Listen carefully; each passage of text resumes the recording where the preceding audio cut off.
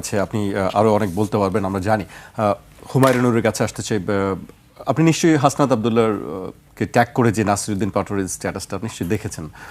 এক ধরনের প্রশ্ন আছে যে লিখিত দোকান খোলা শুরু করেছে হাসনাত আবদুল্লাহ, কই কেন? এই ধরনের বক্তব্যকে আপনি আসলে কিভাবে দেখছেন? আওয়ামী লীগের দোকান খোলা না খোলার বিষয়টি আসলে বা অফিস। ধন্যবাদ আপনাকে, আমার অত্যন্ত প্রিয় সহ-আলোচক এবং আজকে আমাদের যারা দেখছেন সবাইকে সালাম এবং শুভেচ্ছা জানিয়ে শুরু করছি। জনাব নাসিরউদ্দিন পাটোয়ারির স্ট্যাটাসটা আমি যতটুকু না দেখেছি তার চেয়ে বেশি প্রশ্ন হচ্ছে যে এই ইলেকশন পরবর্তী সময়ে আমরা দেখলাম অতি দ্রুততার সাথে অ্যাটলিস্ট 16টা জেলায় আওয়ামী লীগের কার্যালয়গুলো খুলে দিয়েছে। এটা নিয়ে যখন সরকারের বিভিন্ন মুখপাত্র যারা আছেন, যারা নামে বেনামে সরকারকে এবং সরকারের যে রাজনৈতিক দল তাদেরকে ডিফেন্ড করে থাকেন, তাদের সামনে যখন আলোচনাটা হয় তখন তারা দায় এড়াতে চায়। কিন্তু প্রশ্নটা হচ্ছে তাদের সহযোগিতা বা তাদের সম্মতি ছাড়া একটা নিষিদ্ধ রাজনৈতিক সংগঠন বাংলাদেশে তাদের অফিসিয়াল কার্যক্রম চালাতে পারে কিনা, বা তাদের অফিস মানে তো নিষিদ্ধ হয়নি, কার্যক্রম নিষিদ্ধ করা হয়েছে। কার্যক্রম জি, একটা রাজনৈতিক স্থগিত, হ্যাঁ ওটাই বলছি, সরি। তো যেই রাজনৈতিক সংগঠনের বিচার শেষ না হওয়া পর্যন্ত তাদের কার্যক্রম স্থগিত করা হয়েছে, তাদের অফিসের কাজ কি? অফিসিয়াল কাজ করা। সো সেই অফিসিয়াল কাজ করার জন্য তাদের অফিসগুলো খুলে দেওয়ার যে প্রশ্নটা, সেইটা সরকারের একেবারে স্পষ্ট যদি না থাকে, ধরেন স্পষ্ট যদি সরকারের সহযোগিতা না থাকে, এটা একেবারে মাত্র দায়িত্ব নিয়ে আসা সরকারের কাছে এইটা তারা দায় এড়াইতে পারবে না। কারণ কি জানেন? কারণ কিন্তু তারা কেন এটা করবে আমি বলছি, ধরেন সবকিছুই তো ডিল। হাসনাত আবদুল্লাহ আজকে লিখেছে বোধহয় কোথাও, আমি পড়ছিলাম। এখন সমস্যাটা কি জানেন? সমস্যাটা আমি আপনাকে ভেঙেই বলছি। ধরেন সরকারের তো এইটাও দায়িত্ব যে এতগুলো আহত নিহত যারা শহীদ হয়েছেন, যারা আহত হয়েছেন, ইনক্লুডিং হাদি হত্যা, তাদের বিচার নিশ্চিত করা। এবং সরকারের সহযোগিতা ছাড়া আওয়ামী লীগ অফিস খুলতে পারে না, এটা জনগণ সাদা চোখে বোঝে। এবং সরকার যদি বলতে চায়, মির্জা ফখরুল ইসলাম আলমগীরের যে বক্তব্য আপনি বলছেন যে এইটা তারা সহযোগিতা করতে চায় না, এই ধরনের তো নিয়ে একটা ইমপ্রেশন ক্রিয়েট করতে চাচ্ছেন। একটা সরকার মাত্র 1 সপ্তাহের মতো হয়েছে, তারা 1 সপ্তাহ 10 দিনের মতো হয়েছে তারা দায়িত্ব হয়তো পেয়েছেন, জনগণ তাদেরকে ম্যান্ডেট দিয়েছে। কিন্তু জনগণ কি তাদেরকে এই ম্যান্ডেট দিয়েছে যে তারা আওয়ামী লীগের পুনর্বাসন করবে? তারা যদি সহযোগিতা না করে থাকে, তারা প্রশ্নবিদ্ধ হওয়ার মতো কাজ কি করার কথা? এটা আমার প্রশ্ন। আমার সহ আলোচক জনাব আব্দুল নূর তুষার সাহেব খুবই স্পষ্ট প্রশ্ন করেছেন যে আইনের চোখে যদি অভিযুক্ত তার অপরাধ প্রমাণিত না হয় তাহলে তাকে দোষী সাব্যস্ত করা যায় কিনা, এবং তাদের যে কার্যক্রম নিষিদ্ধ ঘোষিত আছে সেইটা কতটা লিগালি ভ্যালিড। আমি যেহেতু একজন আইনজীবী, আমি আইনের ব্যাখ্যাটুকু আগে দেই, তারপর বাকিটুকু বলছি। আওয়ামী লীগ হত্যাযজ্ঞ চালিয়েছে কি চালায় নাই, এটা তো সবাই সাদা চোখে দেখতে পেয়েছে, তাই না? তারা স্পষ্ট নির্দেশনা দিয়ে এতগুলো মানুষকে হত্যা করেছে এবং এখন পর্যন্ত তাদের হত্যাযজ্ঞের যেই প্ল্যানিং, সেটা open and clear to everyone. Sheikh Hasina নিজে বলেছে যে আগের আমলে উনি উন্নয়নের পরিকল্পনা করেছেন এবং এখন উনি মাঠ সাফ করার পরিকল্পনা করবেন।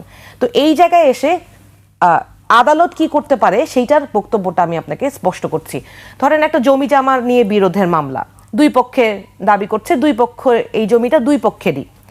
তখন কোর্ট কিন্তু ইন্টারিম অর্ডার দিতে পারে এবং ওই জমির ফার্দার কোনো ট্রান্সফার বা কোন জমি নিয়ে স্থিতাবস্থা দেয়া, যে জমি যে যার দখল আছে তার দখলেই থাকবে, এটাও দিতে পারে। অথবা জমি কারো কাছে বিক্রি করতে পারবে না, সেই স্টে অর্ডারও দিতে পারে। এটা তো প্রচলিত। একটা বিচার চলমান থাকা অবস্থায় একটা স্টে অর্ডার দেয়া যেমন প্রচলিত একটা ব্যবস্থা, একইভাবে আওয়ামী লীগের রাজনৈতিক দল হিসেবে যখন একটা বিচার প্রক্রিয়া চলমান আছে, যেটা দৃশ্যত সারা বাংলাদেশের মানুষ খালি চোখে দেখেছে যে কিভাবে শেখ হাসিনার নির্দেশে হেলিকপ্টার থেকে গুলি করে নিরীহ শিশুকে পর্যন্ত হত্যা করা হয়েছে, সেই বিচারটা নিষ্পত্তি না হওয়া পর্যন্ত তাদেরকে কার্যক্রম নিষিদ্ধ করা, এটা আইনগতভাবে একটা প্রচলিত প্রথা। এটা হচ্ছে একটা প্রশ্নের উত্তর। দ্বিতীয় যেইটা বক্তব্য, সেটা হচ্ছে আওয়ামী লীগের প্রতি আপনি সহিংস হতে পারেন কিনা। যেইটা নিয়ে বলা হচ্ছিল যে 32 ভাঙ্গা, ইউনূস সরকারের আমলে নানানভাবে নানান লোক মব ক্রিয়েট করা নিয়ে নানান জায়গায় কথা হচ্ছে। আমি কিন্তু প্রথম থেকে এখন পর্যন্ত এনসিপি থেকে আমরা বারবার করে বলেছি, শুরুতে ইন্টারিম গভর্নমেন্ট এই প্রথম যখন দায়িত্ব নেয় তখন আইন শৃঙ্খলার আসলে কোনোভাবেই তারা কন্ট্রোল নিতে পারে নাই, কিন্তু পরবর্তীতে ইন্টারিম গভর্নমেন্টের এটা দায়িত্ব ছিল আইন শৃঙ্খলা কন্ট্রোল করা, এবং এই যে কোনো জায়গায় যে কোনো কিছু হলেই যে একটা বিশৃঙ্খলাময় পরিস্থিতি তৈরি করা এবং আইন নিজের হাতে তুলে নেওয়া, এটা স্টপ করা তাদের দায়িত্ব ছিল, যেটা তারা ব্যর্থ হয়েছে। এবং আমরা বারবারই মানুষকে বলেছি যে এই যে ধরেন কিছু হলেই এনসিপির উপরে দায় চাপিয়ে দেওয়া হয়, কিন্তু আমরা যে আইন বহির্ভূতভাবে কাউকে হত্যাযোগ্য করে তোলা বা কারোর প্রতি সহিংসাচরণ করার বিরুদ্ধে, এটা আমরা বারবার স্পষ্ট করেছি। শুধু তাই না, আমরা এটাও বলেছি যে ট্রুথ অ্যান্ড রিকনসিলিয়েশন কমিশনের মাধ্যমে যারা আওয়ামী সমর্থক বা আওয়ামী লীগ যারা করেছে তাদের মধ্যে যারা সত্যিকারের দোষী তাদেরকে চিহ্নিত করে বিচারের আওতায় আনতে হবে, এবং বিচার কার্যক্রম শেষ হওয়ার পরবর্তীতে তাদেরকে কিভাবে সোসাইটিতে রিইনস্টেট করা হবে, সেইটার কি প্রক্রিয়া হবে, সেইটা নিয়ে যাতে আলোচনা হয়, সেই দ্বার যাতে উন্মোচন হয়, সেই কথাটা আমরা বারবার উল্লেখ করেছি। আপনাদের কথা আমরা বারবার শুনছি। আরেকটি আপনি কথা বলছিলেন যে ডিলের কথা বলছিলেন, যে ডিলটা আসলে কি, কার সঙ্গে কিসের ডিল? দেখেন, ডিল ছাড়াও সরকারও বা আসলে তাদেরকে সেই সুযোগটা কেন দিবে?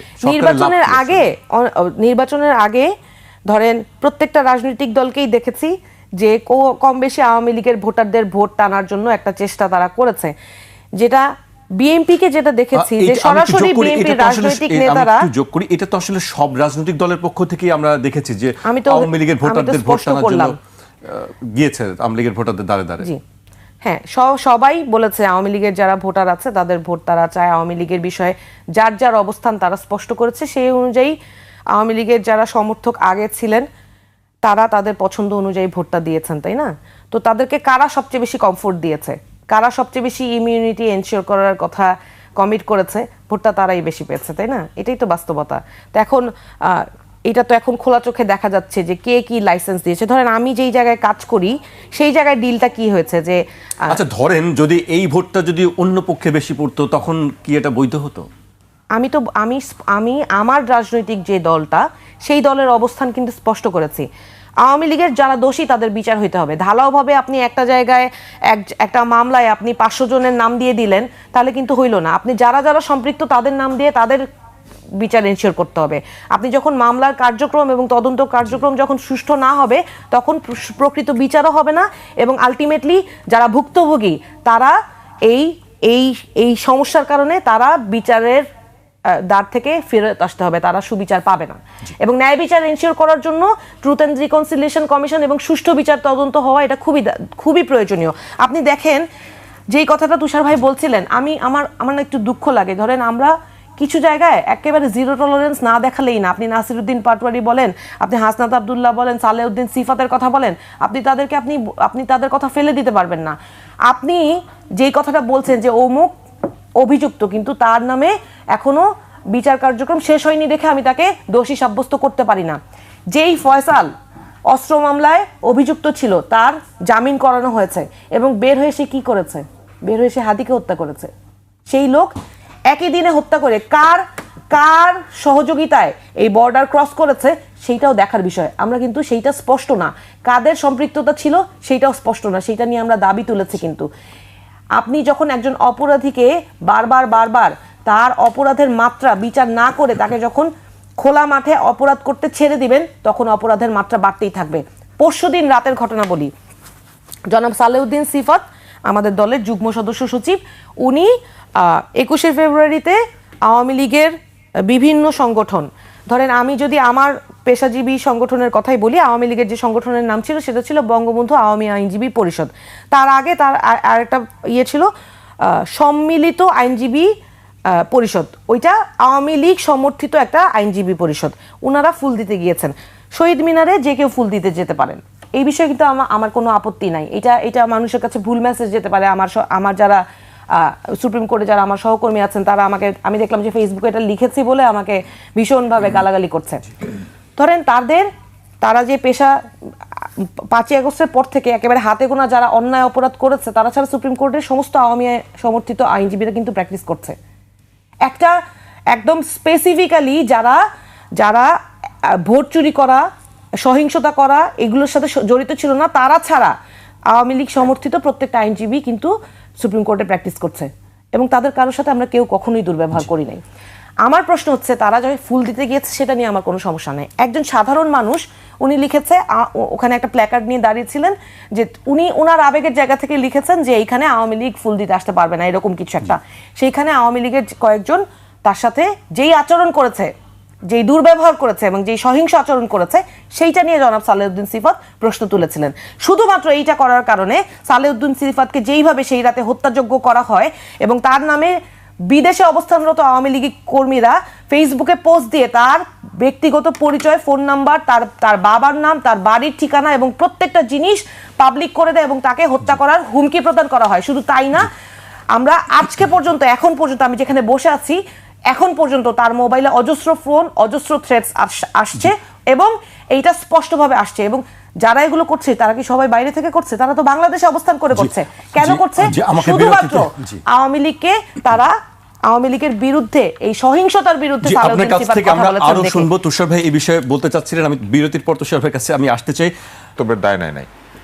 এইবার আসেন, আওয়ামী লীগ কি দল হিসেবে কোথাও গুলি করার নির্দেশ দিয়েছিল? দেয় নাই।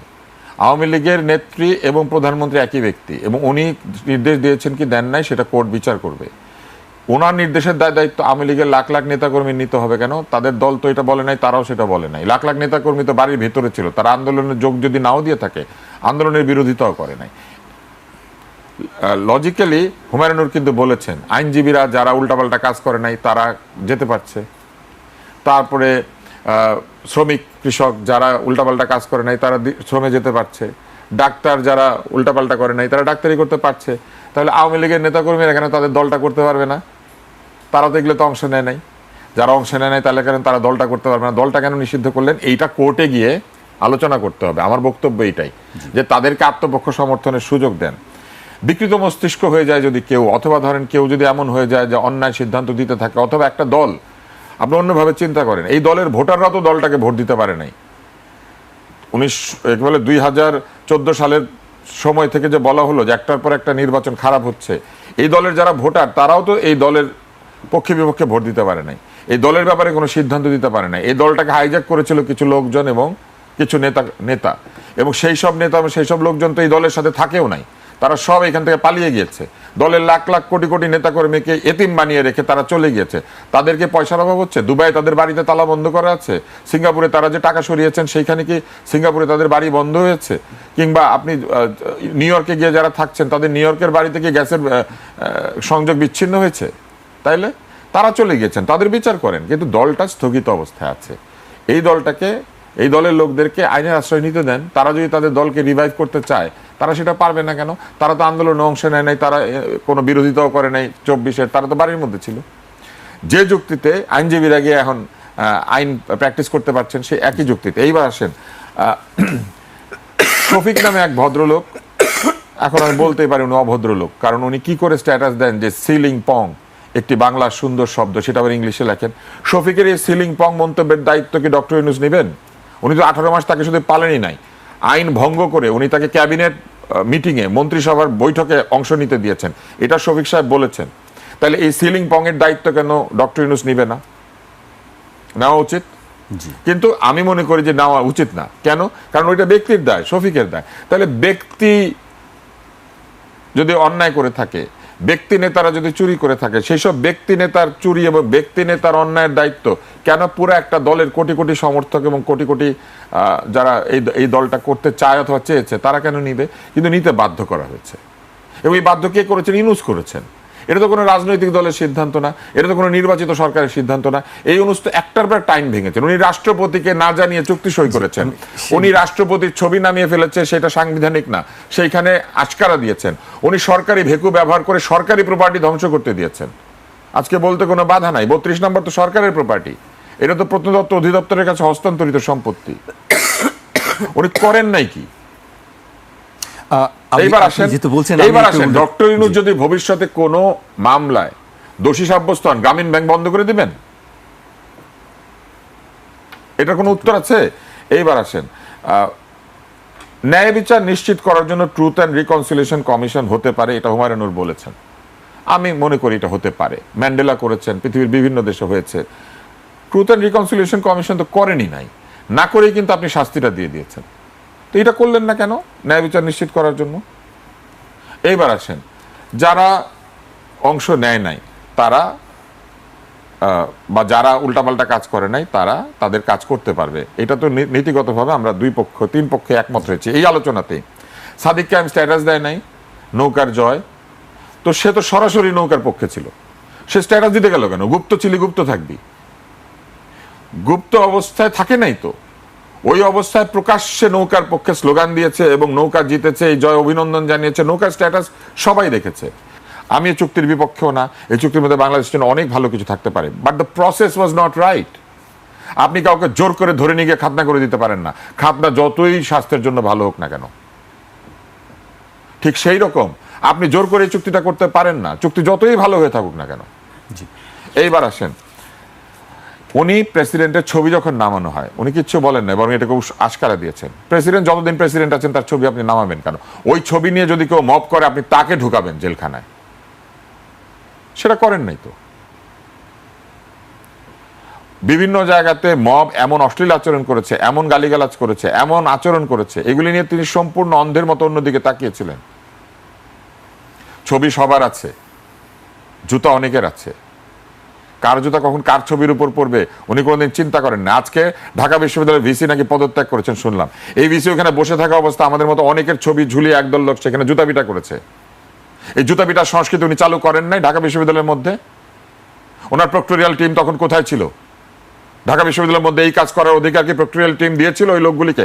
যারা করেছিল তারা কি ঢাকা বিশ্ববিদ্যালয়ের ছাত্র? সকলেই ছাত্র ছিল। ওনারা টিএসসি কে ছাত্রদের জন্য নির্দিষ্ট করতে চেয়েছেন, ঢাকা বিশ্ববিদ্যালয়ে আইডি কার্ড চালু করে সে আইডির প্রবর্তন করতে চেয়েছেন। একটা পর্যায়ে ঢাকা বিশ্ববিদ্যালয়ের ভেতর দিয়ে গাড়ি চলাচল বন্ধ করে দিয়েছিলেন, আপনার মনে আছে? হ্যাঁ, কিন্তু ঢাকা বিশ্ববিদ্যালয়ের মধ্যে কেউ কাউকে জুতাপিটা করতে চাইলে সেটাকে অ্যালাউ করে দিয়েছেন। এই ভিসি হওয়ার উপযুক্ত যে অন্যের সম্মানকে মর্যাদা করতে পারে না, সেই ভিসিকে আমার সম্মান করতে হবে? আজকে যদি তার ছবি কোথাও যদি কেউ ঝুলিয়ে জুতাপিটা করে, আপনি জানেন আমি সেখানে যাব, আমি বাধা দিব। এইখানে আমার সঙ্গে উচ্চশিক্ষিত ভিসির তফাৎ।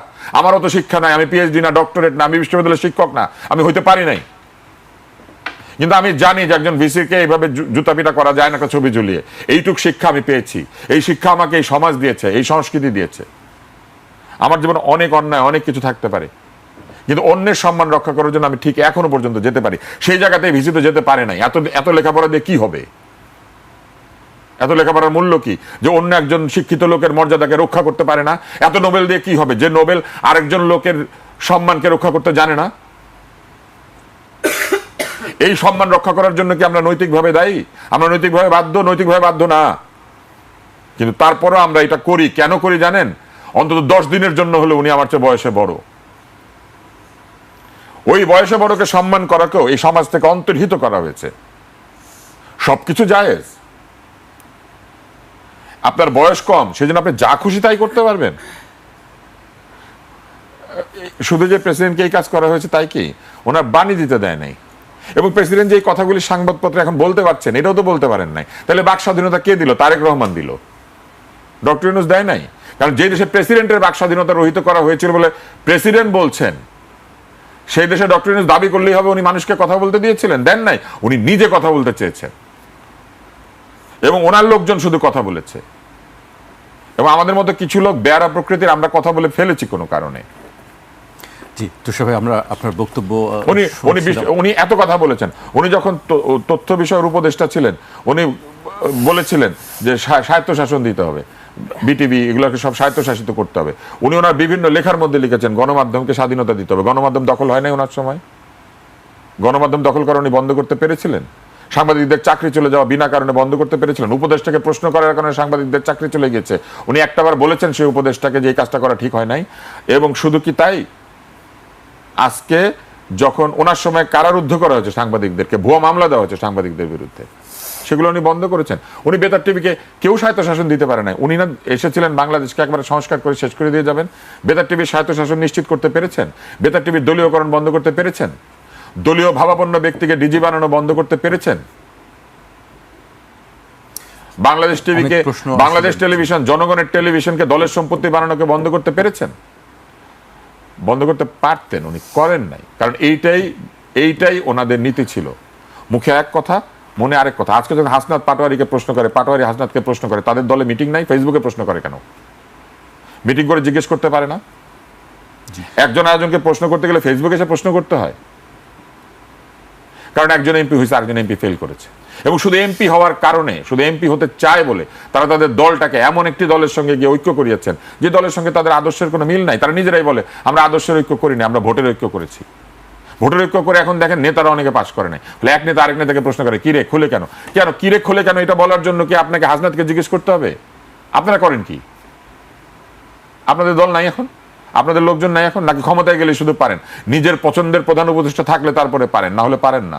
তার মানে আপনারা ওই প্রধান উপদেষ্টার আশকারা নিয়ে এগুলো করেছিলেন?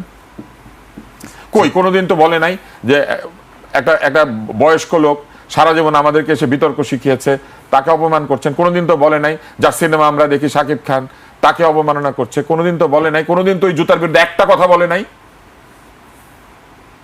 স্নেহ আশা করে কিন্তু সম্মান দিতে প্রস্তুত না। জি, স্নেহ করার জন্য আমরা কি চুক্তি করেছি? তুষার ভাই, আমরা এই প্রশ্নের উত্তরগুলো হুমায়রা নূরের কাছে, যে দেশে প্রেসিডেন্ট সম্মান পায় না সেই দেশে আর কে সম্মান পাবে? বরং আমি তারেক রহমানকে ধন্যবাদ জানাই যে প্রেসিডেন্টকে সাক্ষাৎকার দিতে পেরেছেন।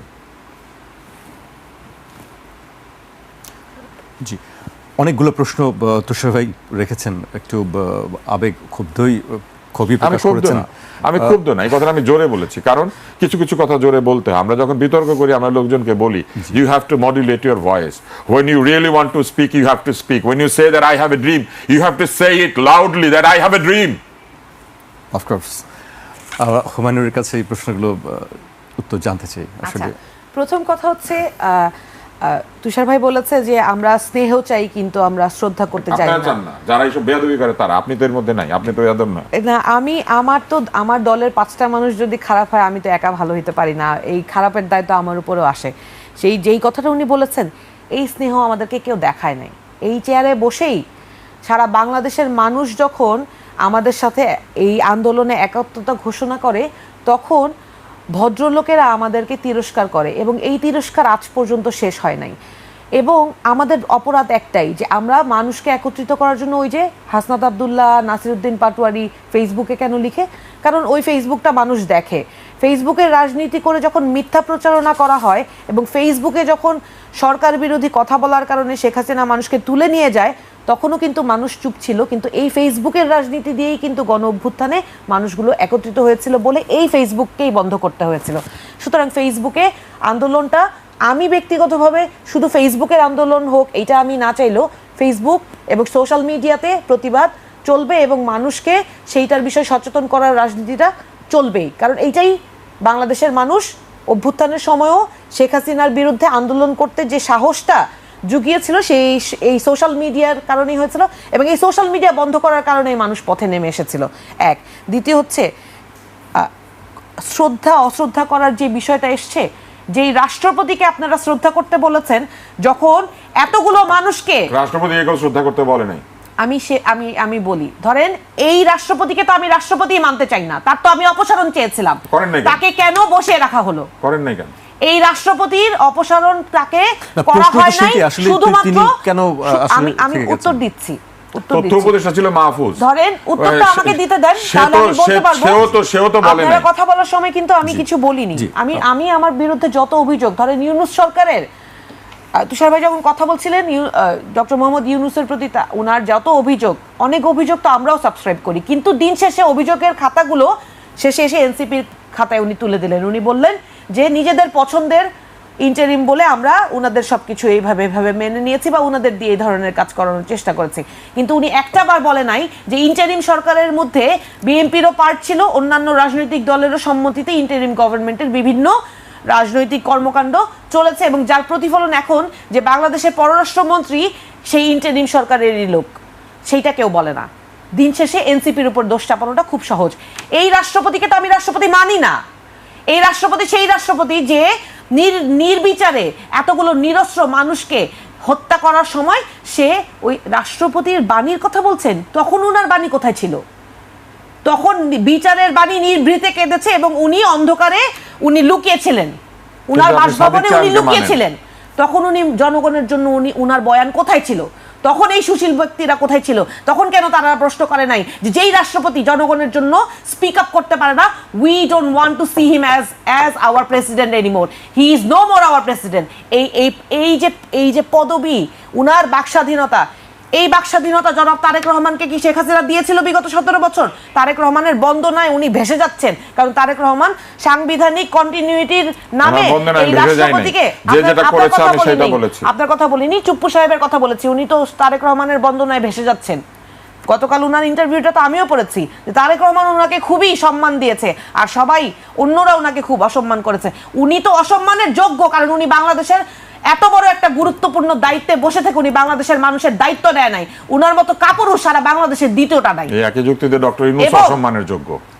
এবং এইখানে এই জনাব তারেক রহমান, এইটাও উনি নিশ্চয়ই ভুলে যাবেন না, জনাব তারেক রহমানকে যে এই যে রাষ্ট্রপতি, যেই রাষ্ট্রপতি শেখ হাসিনা সরকারের বৈধতা দিয়েছে, শেখ হাসিনাকে সমস্ত শেখ হাসিনার অপকর্মকে বৈধতা দিয়েছে, সেই একই বৈধতার সাথে এইটাও ইনভলভ করে যে উনার মাকে বিনা চিকিৎসায়, সুচিকিৎসার অভাবে বাংলাদেশে অপচিকিৎসায় মৃত্যুবরণ করতে হয়েছে, এবং তারেক রহমান বাংলাদেশে ফেরত আসতে পারে নাই। উনি নিজের রাজনীতিটা করতে পারে নাই, উনার নিজের এটা তো সবাই জানে সোশ্যাল মিডিয়াতে। আমার বেগম খালেদা জিয়াকে তো আমি সম্মান করি, আমার রাজনৈতিক দলের সাথে উনার রাজনৈতিক মতবাদ আলাদা হইতে পারে, কিন্তু উনার সাথে যে উনার চিকিৎসা ব্যবস্থায় যে অসঙ্গতি হয়েছে সেটা তো সোশ্যাল মিডিয়া এবং উনার দলের বিএনপির বিভিন্ন নেতাকর্মীদের এবং উনার চিকিৎসকদের বক্তব্যে আমরা জানতে পেরেছি যে উনাকে কিভাবে কি চিকিৎসার কারণে উনার কিডনি ফেল করেছে। আপনি তো ডাক্তার মানুষ, আপনি হয়তো আমার চেয়ে ভালো বলতে পারবেন, আমি হয়তো আইনের দিকটা ভালো বলতে পারবো। আমি এই সরকারের কাছে একটাই দাবি, যে যেই লোক নিজের দায়িত্ব অবহেলা করে বাংলাদেশের মানুষকে হত্যাযোগ্য করে তুলেছে, তার বয়ান সোশ্যাল মিডিয়াতে আসুক, সে ইন্টারভিউ দিতে পারুক বা না পারুক, সেইটা নিয়ে আমার কোনো মাথা ব্যথা নাই। আমার মাথা ব্যথাটা হচ্ছে তার বিচারটা ওনারা সুনিশ্চিত করবেন কিনা, সেইটা আমার জবাব দিতে হবে। আমি বিচার চাই, আমার শ্রদ্ধা তার প্রতি আসবে যে বাংলাদেশের মানুষের প্রতি সুবিচার যারা নিশ্চিত করবে তাকে আমি শ্রদ্ধা করব। জনাব ডক্টর মোহাম্মদ ইউনূস 1.5 বছরে থেকে উনি বাংলাদেশের মানুষের প্রতি যেই অন্যায় অবিচার হয়েছে সেটা সুবিচার তিনি নিশ্চিত করতে পেরেছেন কিনা, আইনগতভাবে উনি বিচার নিশ্চিতের প্রক্রিয়া এনশিওর করতে পেরেছে কিনা, সেইটা আমার প্রশ্ন। সেই প্রশ্নের জায়গায় আমি অনেক জায়গায় আমি দেখেছি যে উনি কারো দ্বারা রাজনৈতিক প্রভাবে, উনি এখন বলবেন যে আমাদের দ্বারা রাজনৈতিক, কিন্তু আপনি হিসেব করলে হিসেবে ছকে মিলে যাবে যে যারা ক্ষমতা গ্রহণ করেছে তাদের সাথেই সমঝোতা হয়েছে এবং তাদেরই রাজনৈতিক এজেন্ডা ডক্টর মোহাম্মদ ইউনূস বাস্তবায়ন করেছে। কিন্তু এটা খুব সহজ, কারণ আমরা তো নতুন রাজনীতি করতে এসেছি, আমাদের উপরে সহজ হিসাব করে ছকে মিলে আমাদের উপর দায় চাপিয়ে দেওয়াটা অনেক সহজ, এবং যারা ক্ষমতায় থাকে তাদেরকে সহজে লেজিটিমেসি দেয়া, তাদেরকে ডিফেন্ড করা, এইটা একটা দায়িত্বের মধ্যে পড়ে। কিন্তু আমরা তো নতুন রাজনীতি করতে এসেছি, আমাদেরকে রাজনীতির মাঠ থেকে মাইনাস করে দেওয়ার জন্য সব দোষ আমাদের উপর চাপিয়ে দেয়, এটা একটা সহজ ব্যাপার। কিন্তু শ্রদ্ধার বিষয়ে যেই শ্রদ্ধা, তুষার ভাইয়ের যেই শ্রদ্ধার কথা উনি বললেন, আমি দলমত নির্বিশেষে যে যতটুকু সম্মানের যোগ্য, যে যতটুকু সম্মান প্রাপ্য, তাকে ততটুকু সম্মান দিতে আমি অবশ্যই কুণ্ঠাবোধ করব না। তিনি যে যতটুকু সম্মান, কিন্তু যার যতটুকু অপরাধ, তার অপরাধের জন্য তার ততটুকু বিচার অবশ্যই নিশ্চিত হইতে হবে। আমি শুনেন, আইনে একটা কথা আছে অমিশন মানে কি, অপরাধ করলাম না কিন্তু তারপরেও আমার সেই অপরাধের সহযোগী হিসেবে আমার সেই অপরাধের সংজ্ঞায় আমিও অপরাধী হব। ঘটনাটা কি জানেন, যখন আপনি ডিনায়াল মোডে থাকবেন, এটা একটা কোনো ক্রিমিনালকে কোনোদিন দেখছেন যে একেবারে কখনো কোনো ক্রিমিনাল নিজেকে অপরাধী বলে স্বীকার করে? সে সবসময় নিজের ডিফেন্সে কোনো না কোনো কথা বলে। আইন অনুযায়ী আপনি সেলফ ডিফেন্স করতে পারবেন, কিন্তু কোনো অপরাধী কোনোদিন নিজেকে, একটা খুনি কোনোদিন নিজেকে মনে করে না যে আমি কোনো ন্যায্যকরণ, আমি খুন করেছি, এটা আমি অন্যায় করেছি। সে মনে করে এটার পিছনে একটা ন্যায্যতা আছে। শেখ হাসিনা যে এতগুলো মানুষকে হত্যা করেছে, সেটার পিছনেও সে একটা ন্যায্যতা দাবি সৃষ্টি করার চেষ্টা করে। এবং আওয়ামী লীগের যারা সমর্থক আছে, কেন আওয়ামী লীগের রাজনীতি আজকে নিষিদ্ধ করতে হচ্ছে? কারণ এই লোকেরা সোশ্যাল মিডিয়াতে বসে এবং বিভিন্ন জায়গায় লুকিয়ে থেকে আমাদেরকে হত্যা করার জন্য নানান রকম হুমকি ধুমকি দেয়, এবং হাদি যে নিহত হয়েছে এটা তার একটা উজ্জ্বল দৃষ্টান্ত যে, এবং তারা তাদের কার্যক্রমের মাধ্যমে আমাদেরকে হত্যা করার প্ল্যান করছে।